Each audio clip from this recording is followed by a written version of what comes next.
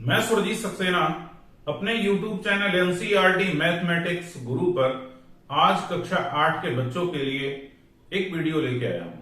हम आपको पढ़ा रहे हैं समांतर चतुर्भुज की रचनाएं। चतुर्भुज चार भुजाओं से बनी हुई आकृति की रचना करना, वो कोई भी आकृतियां हो सकती हैं। इसमें हम आपको बता क्या चुके हैं? हम आपको बता चुके हैं, सबसे पहला बताया था चार भुजाएं और एक विकर्ण दिया हो। इस तरीके से चार भुजाओं की माप दी हो और एक विकर्ण दिया हो, ऐसे समांतर चतुर्भुज की रचना बताई। फिर अगले अभ्यास में मैंने आपको बताया कि भुजाएं तीन दी हों और दो विकर्ण दिए हों। इस तरीके से कोई तीन भुजाएं दी होती थी और इस तरीके से कोई दो विकर्ण दिए होते थे। ये दोनों रचनाएं मैं आपको करा चुका हूं। आज सबसे अलग हटके जो रचना है जिसमें भुजाएं आपको क्या दी होंगी?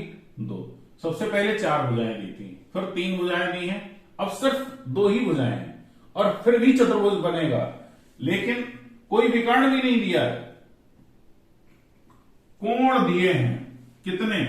दो कोण और एक कोण इनके बीच का, यानी तीन कोण होंगे आपके पास रचना करने के लिए और दो भुजाएं होंगी।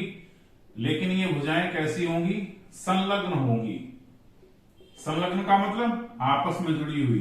ये हो सकती है, ये और ये हो सकती है, ये और ये हो सकती है, यानी दो ऐसी भुजाएं जो किसी एक कोने से जुड़ी हुई हो। एक शीर्ष से जुड़ी हुई दो भुजाएं संलग्न भुजाएं कहलाती हैं। अभ्यास शुरू करने वाले हैं। एक्सरसाइज मीन्स अभ्यास 10D, किताब के पेज नंबर 253 पर पहला प्रश्न आपके सामने लिखा है, एक चतुर्भुज एबीसीडी बनाइए जिसमें AB 5.5 सेंटीमीटर, BC 3.7 सेंटीमीटर, कोण A 60 अंश, कोण B 105, कोण D 90 अंश। जब आप इस प्रश्न को हल करेंगे तो आपको करना क्या होगा? इस तरीके से जो दिया है आप उसे लिखेंगे। क्या दिया है? चतुर्भुज एबीसीडी में क्या क्या दिया? भुजाएं AB बराबर 5.5 सेंटीमीटर जो यहां दी थी, BC बराबर 3.7 सेंटीमीटर, कोण A 60 अंश, कोण B 105, कोण D 90 अंश। फिर आपको कॉपी पे लिखना पड़ेगा। इस सवाल को करना क्या है? रचना करनी है। किसकी? चतुर्भुज एबीसीडी की। फिर तीसरा बिंदु आप क्या लिखेंगे? रचना विधि। रचना विधि में क्या लिखा जाता है? रचना विधि में वो सभी चीजें लिखी जाती हैं जैसे जैसे आप चित्र बनाएंगे इस चतुर्भुज का। सबसे पहले आपको क्या करना पड़ेगा?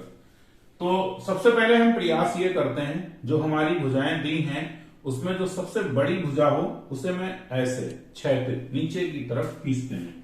तो सबसे बड़ी भुजा AB 5.5 सेंटीमीटर यहां खींचेंगे इस तरीके से।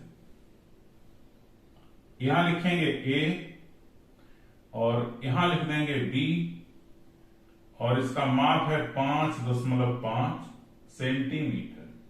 पैमाने से खींच देंगे। तो सबसे पहले जो आपने किया वो यहां लिखे, रेखा खंड AB बराबर 5.5 सेंटीमीटर खींची। फिर अब हमें बनाना है चतुर्भुज। तो चतुर्भुज बनाने के लिए हमें यह दिमाग लगाना है कि हम दूसरा ऐसा क्या काम करें जो हमारा चित्र आगे बढ़े। तो देखिए, कोण A यहां से बनेगा, कोण B यहां से बनेगा। जहां पर A लिखा है वहां से कोण A बनेगा, जहां पर B लिखा है वहां से कोण B बनेगा। सबसे पहले हम चाहे A बना लें चाहे B बना लें। B अगर सबसे पहले A बनाए, 60 अंश का कोण खींचती हुई एक रेखा बना लें A से, तो अनुमान लगाइए कि 60 अंश कितना होगा? समथिंग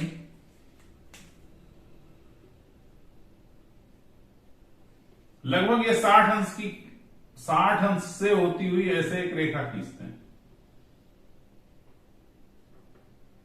60 अंश। ठीक। आपने क्या किया? दूसरे नंबर पे बिंदु A से 60 अंश का कोण बनाती हुई रेखा ए एक्स कर दें,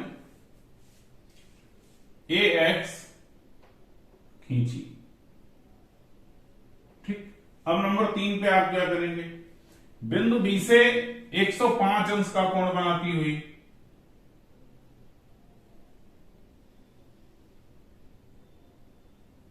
ये लगभग 105 अंश का कोण है और इसे डाल दें बी बाई बिंदु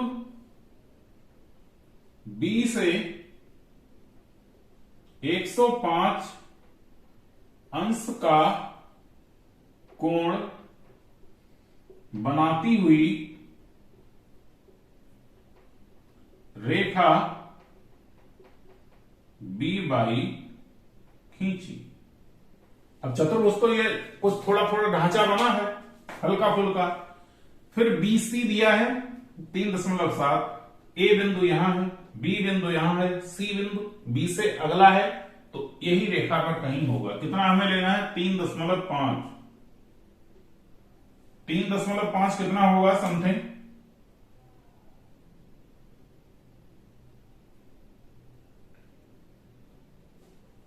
क्या किया आपने, चौथा काम आपने क्या किया, यहां लिख दिया सी और यह है कितना 3.7 सेंटीमीटर।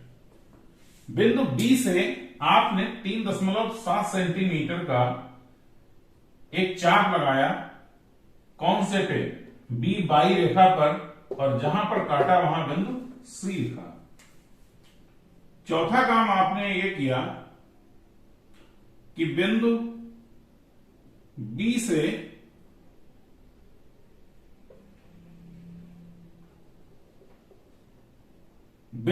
से रेखा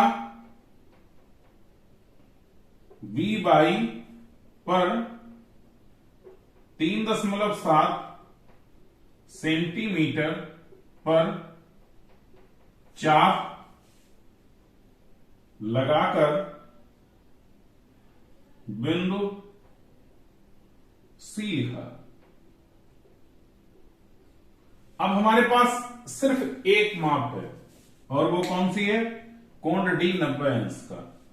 अब हम क्या करेंगे, इस रेखा पर इस तरीके से चांदा लेकर चलेंगे और ज्यों ही ये 90 अंश का कोण बनाती हुई रेखा इसके सामने आ जाएगी, वैसे ही हम इसे रोक देंगे। ठीक है, तो जब आप इस तरीके से चांदा लेके चलेंगे, 90 अंश का कोण बनाती हुई रेखा जहां इसके सीधे आए इसे ऐसे काटे, लेकिन यहां इस रेखा से 90 अंश का कोण बनाती हुई हो, तो मान के चलिए आप कि जब आप ऐसे चलेंगे तो ये 90 अंश का कोण बनाती हुई रेखा आएगी, ये कोण 90 अंश का बनेगा। ठीक है, अब ये चीज थोड़ी हटके है, यहां आपको दिमाग लगाना था। 5वां पॉइंट आपने क्या किया, ये रेखा है ए एक्स, रेखा ए एक्स से 90 अंश का कोण बनाने वाली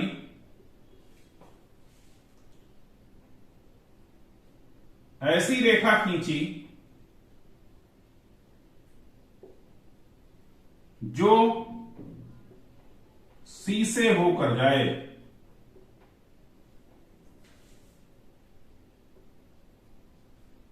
जहां से खींची उसे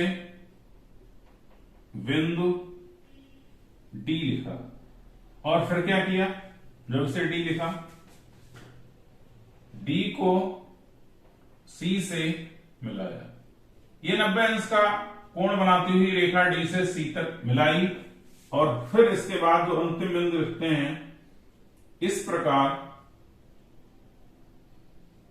चतुर्भुज एबीसीडी की अभीष्ट रचना हुई। ये सबसे अंत में लिखते हैं, थोड़ा अच्छा लगता है जब हम लिख देते हैं। अभीष्ट रचना हुई। आपने क्या सीखा? सबसे पहले प्रश्न में जो दिया था उसे ऐसे लिखा दिया है, फिर जो बनाना था रचना करनी है, फिर रचना की विधि। रचना विधि में आपने कैसे लिखा? जैसे जैसे आपने चित्र बनाया वैसे वैसे यहां लिखा। और मुझे ऐसा विश्वास है, हालांकि ये एकदम पटरी और पैमाने से, चांदे से, ये बिल्कुल एक्चुअल माप नहीं है, ये वास्तविक माप नहीं है, एक आभासी चित्र है आपके लिए। सिर्फ आपको आइडिया दे रहा है कि जो चित्र बनेगा वो इस तरीके का बनेगा लगभग, और लगभग इस तरीके का बनेगा भी। तो इस प्रकार आपका पहला प्रश्न लगा। दूसरे प्रश्न की तरफ अभ्यास 10D किताब के पेज नंबर 253 पर दूसरा प्रश्न आपके सामने। एक आयत की रचना कीजिए जिसकी भुजाएं इतनी और इतनी हैं, 4.5 सेंटीमीटर। जो दिया है उसे यहां लिखेंगे। क्या दिया है आपको? आयत की भुजाएं। आयत की भुजाएं कितनी कितनी दी हैं? 4.5 सेंटीमीटर और 6 सेंटीमीटर। करना क्या है?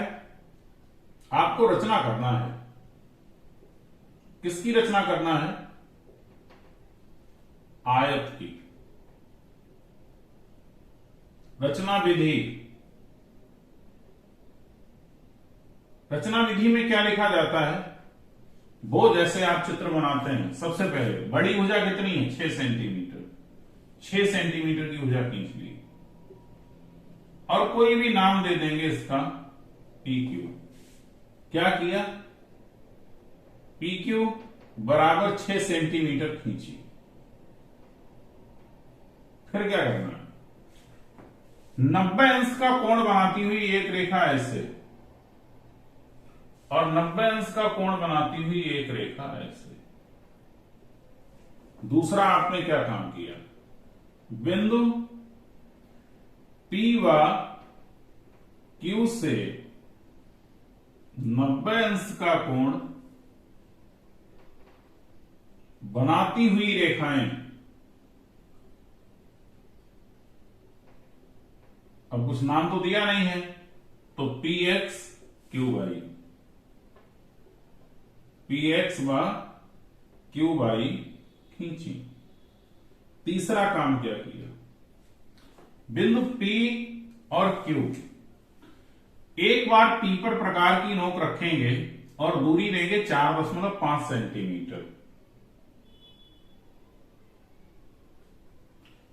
Q पर प्रकार की नोक रखेंगे, दूरी लेंगे 4.5 सेंटीमीटर। क्या काम किया? 4.5 सेंटीमीटर दूरी प्रकार में भरकर